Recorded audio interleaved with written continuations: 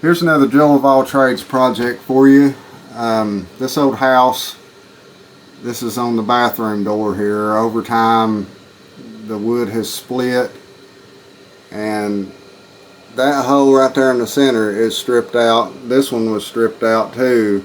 I've already done the fix to it, but show you an easy way to fix stuff like this. This hole seems fine. I'm gonna go dig up a couple more screws and we'll continue here in just 1 second. So I found 3 screws here. They're the beveled screws like that. You definitely want screws like that if you're fastening a hinge with them so they'll seat in there correctly. Okay, so I just tapped that little dowel in there, filled that hole up. The top one, like I say, is still pretty good shape, so I'm going to leave it alone. I recommend putting a little bit of glue in with something like that. Let it set up and dry before you go any further. But I'm going to skip ahead here and I'm going to drill some pilot holes for these things so that the threads of the screws seat properly. Okay, so the top side I went ahead and screwed back in place, and that way it holds my hinge in place while I make my marks for my little pilot holes I'm about to drill.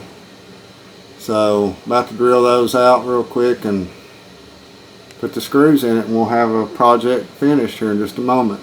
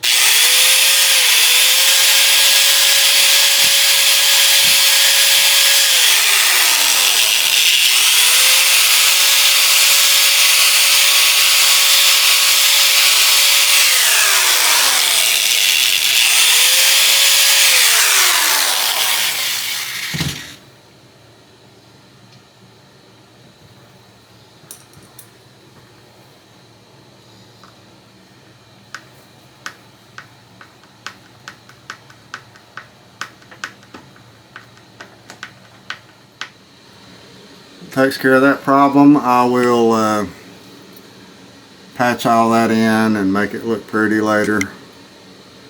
As of for now, we've got a properly functioning bathroom door again.